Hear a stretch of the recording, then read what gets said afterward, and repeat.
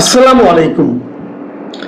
প্রিয় দর্শক, আপনাদের নিশ্চয়ই মনে আছে যে দুদিন আগে ভারতের সরকারের পক্ষ থেকে ভারতের লোকসভায় তাদের পররাষ্ট্র বিষয়ক সংসদীয় কমিটি যে প্রতিবেদনটা পেশ করেছিল, সেখানে তারা বলেছিল যে ভারতের মাটিতে বসে শেখ হাসিনাকে কোনো ধরনের রাজনৈতিক কার্যক্রম চালানোর সুযোগ দেওয়া হচ্ছে না।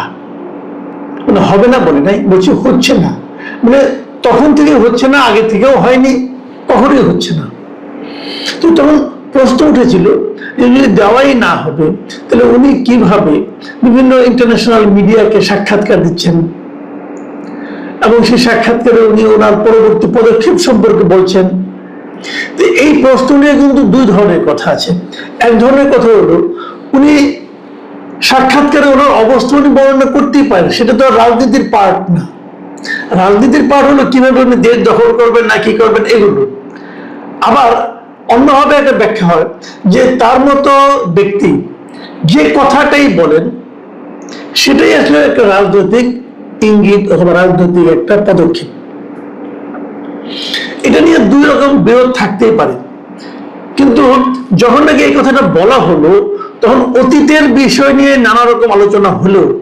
একটা কথা কিন্তু মানুষ ভেবেছিল যে তাহলে আমরা ভবিষ্যতে হয়তো এই ধরনের আর কোন রকম কর্মকাণ্ড দেখব না, কিন্তু বাস্তব হলো সম্পূর্ণ উল্টা।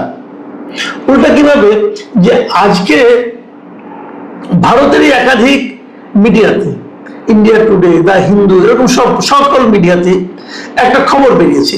সেই খবরটা হলো যে উনি আগামী 5 তারিখে, মানে ডে আফটার টুমরো, পরশুদিন, উনি প্রথমবারের মতো ভিডিওতে আসবেন। মানে একটা অনুষ্ঠান হবে, সেই অনুষ্ঠানে উনি আগামী 5 তারিখে সন্ধ্যা 6টা থেকে 7:30 পর্যন্ত নয়াদিল্লির মাথুরা রোডে অবস্থিত স্যার মার্ক টালি অডিটোরিয়ামে একটা অনুষ্ঠানের আয়োজন করা হয়েছে। এই অনুষ্ঠানটার আয়োজন করেছে foreign correspondent club of south Asia, মানে FCC সাউথ এশিয়া। এখানে একটা ভার্চুয়াল অনুষ্ঠান হবে। সেই অনুষ্ঠানে ফিজিক্যালি অনেকে থাকবেন, যেমন আবার সাবেক যিনি শিক্ষামন্ত্রী ছিলেন নওফেল সাহেব, উনি থাকবেন, আরো অনেক সাংবাদিকরা থাকবেন। সেখানে শেখ হাসিনা যুক্ত হবেন ভার্চুয়ালি, মানে ভিডিওতে ওনাকে দেখা যাবে এবং উনি ওখানে ভিডিওতে কথা বলবেন। উনি যেখানে আছেন সেখান থেকে উনি সেখানে যুক্ত হবেন এবং সেখানে আরো যারা অংশ নেবেন তাদের মধ্যে শেখ হাসিনার পুত্র সজীব ওয়াজেদ জয় আছেন, আগে বলেছে শিক্ষামন্ত্রী মহিবুল হাসান চৌধুরী নওফেল আছেন, এবং এই ওখানে একটা কিছু বিদেশি বাংলাদেশি আর কি বিদেশি মিডিয়াতে যারা জব করেন সেরকম কিছু লোক থাকবেন। বাংলাদেশ হিউম্যান রাইটস ওয়াচের মহাসচিব মোহাম্মদ আলী সিদ্দিক এরা থাকবেন। এবং এখানে আরো অনেকের নাম আছে, যেমন সাবেক কূটনীতিক নিরাপত্তা বিশ্লেষক আমিনুল হক পলাশ, রাজনীতি ও সন্ত্রাস বিরোধী বিশ্লেষক আবু ওবাইদা আরিন, হ্যাঁ, এবং বাংলাদেশ হিউম্যান রাইটস ওয়াচের USA পরিচালক শাহ মোহাম্মদ বখতিয়ার এরা থাকবেন। তবে যে নামটা আমার কাছে খুব ইন্টারেস্টিং মনে হয়েছে সেটা হলো সাবেক ক্রিকেটার, আওয়ামী লীগ আমলের শেষ সংসদের সংসদ সদস্য মিস্টার সাকিব আল হাসান, তিনিও এখানে থাকবেন অনুষ্ঠানে। তো এগুলো অনেকটাই মানে আন্তর্জাতিক মিডিয়া, ভারতের মিডিয়া, আমাদের বাংলাদেশের মিডিয়া সব জায়গায় কিন্তু একটা কৌতূহল সৃষ্টি করেছে যে প্রথমবারের মতো উনি ওনার ছবি মানুষ দেখতে পাচ্ছে, উনি প্রকাশ্যে আসছেন। ভার্চুয়ালি হতে পারে, ভিডিওর মাধ্যমে হতে পারে, কিন্তু ওনার চেহারাটা দেখা যাবে এবং ওই চেহারা দেখিয়ে ভিডিওর ভাবে উনি কিছু কথাবার্তা বলবেন। উনি কি বলবেন কি না বলবেন এটা নিয়ে মানুষের মধ্যে একটা কৌতূহল তৈরি হতেই পারে, এই কারণে যে উনি কিন্তু বেশ কিছুদিন আগে ঘোষণা দিয়েছিলেন যে উনি এই বছরের ডিসেম্বরের মধ্যে দেশে ফিরবেন। একা নয়, দলের শীর্ষ পর্যায়ের নেতাদের নিয়ে উনি দেশে ফিরবেন।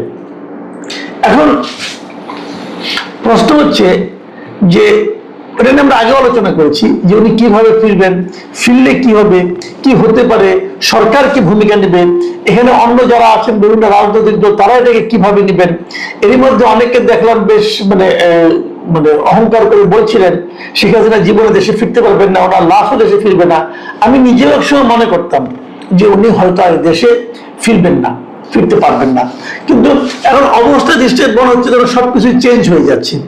এবং কেউ কেউ এমনও বলছেন, ভারতীয় অনেক কূটনীতিকও বলছেন, ভারতের একটা পত্রিকা, যেমন ভারতের পত্রিকাগুলো যেটা এসেছে, দেখুন আমি আপনাকে দু একটা পত্রিকার হেডলাইন, দুটো পত্রিকার হেডলাইন বলি। যেমন ইন্ডিয়া টুডে, তারা হেডলাইন করেছে যে 2 years after ouster Sheikh Hasina to make first public appearance in India, মানে ক্ষমতাচ্যুত হওয়ার 2 বছর পর শেখ হাসিনা প্রথম পাবলিকের সামনে আসছেন, যেভাবে আসুন ভিডিওর মাধ্যমে হোক না হোক আসছেন। এবং এই আসার জন্য উনি বেছে নিয়েছেন ঠিক 5 আগস্টকে, যে 5 আগস্টে ওনাকে সর্বশেষ দেখা গিয়েছিল, জনগণ থেকে সবশেষ যেদিন দেখেছিলেন, তার ঠিক 2 বছর পূর্তির দিনে উনি আবার জনগণের সামনে আসছেন। এখন এই 5 আগস্টকে বেছে নেওয়া, এটাও কোনো ইঙ্গিতপূর্ণ বিষয় কিনা এটা আমি বলতে পারবো না, কিন্তু এটা নিয়ে কিন্তু আলোচনা চলতেই পারে যে ওয়াই 5th of August, এটা অন্য দিনও তো হতে পারতো, তা হয়নি, একদম 5 তারিখে হয়েছে। কাজে এখানে হয়তো উনি কি বলবেন না বলবেন এটা নিয়ে তো অন্যরকম আলাপ আলোচনা চলবে। হয়তো উনি বলবেন ওনার রাজনৈতিক ভবিষ্যৎ, উনি হয়তো বলবেন উনি পরবর্তী পদক্ষেপ কি হবে, অনেক কিছু বলবেন।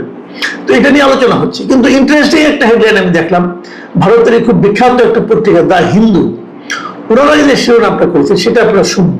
ওনারা শিরোনাম করেছেন যে Sheikh Hasina to hold pressure on August 5, a month before Tareq Rahman's expected visit.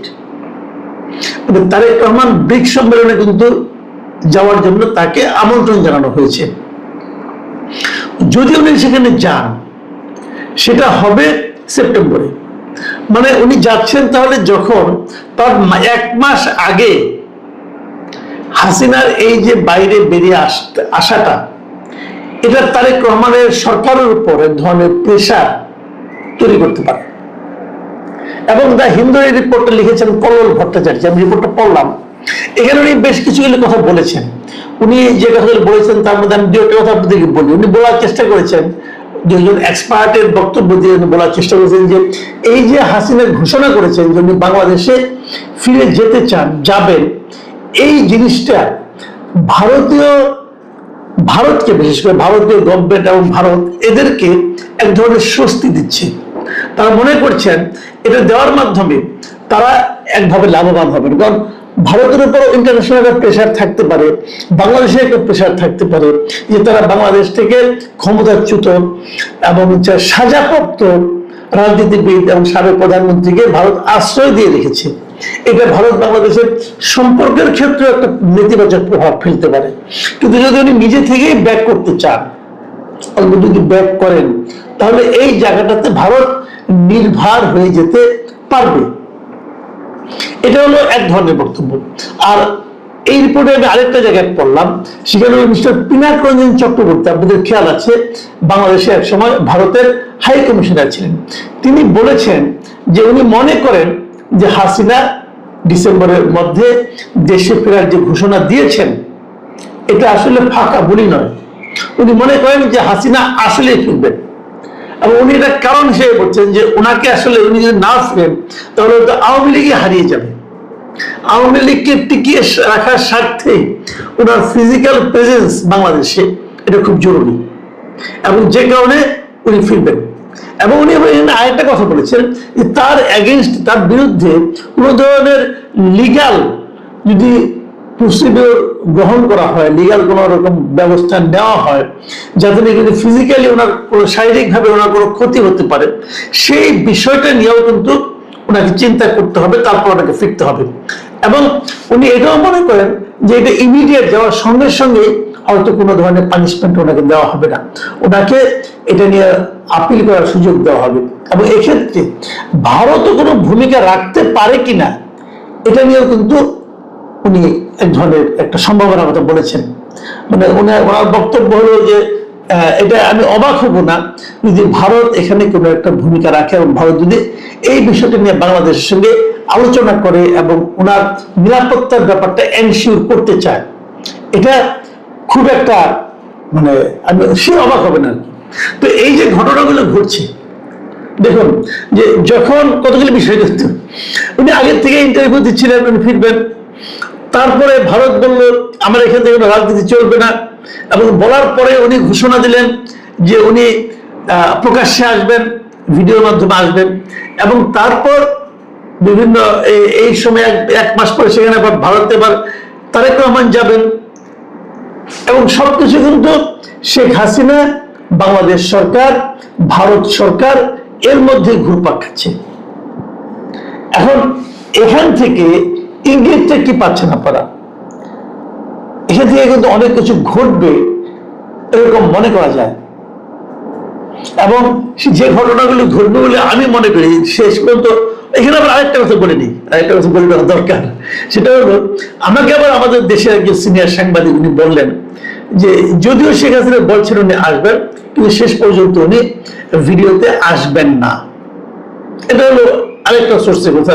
যুক্তরাষ্ট্র অবস্থান মতো কিছু আওয়ামী লীগের লোকজন তারা নাকি এটা বলেছেন যে উনি আসলে আসবেন না।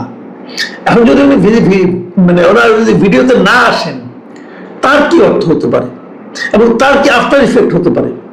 আমি পার্সোনালি মনে করি না আসলে ওনার নেতা কর্মীদের মধ্যে একজন হতাশা তৈরি হবে, এটা যেমন ঠিক, পাশাপাশি কিন্তু আরেকটা ইঙ্গিত পাবেন যে তাহলে আমরা বুঝবো যে ভারত সরকারই হয়তো ওনাকে ভিডিওতে আসতে বাধা দিচ্ছে। যদি সেটা হয় তাহলে এখানে আপনারা ভারতের আরেক ধরনের মনোভাব শেখ হাসিনার প্রতি, যেটা নাকি খুব একটা ইতিবাচক মনোভাব বলা যাবে না, সেটাও কিন্তু প্রকাশিত হবে। এখন আমাদের আরেকটা দিন ওয়েট করতে হবে। আজকে 3 তারিখ, মাঝখানে আরেকটা দিন, 5 তারিখ সন্ধ্যায় আমরা বরং দেখি যে আদৌ উনি আসেন কি আসেন না। তবে আমার যেটা মনে হয়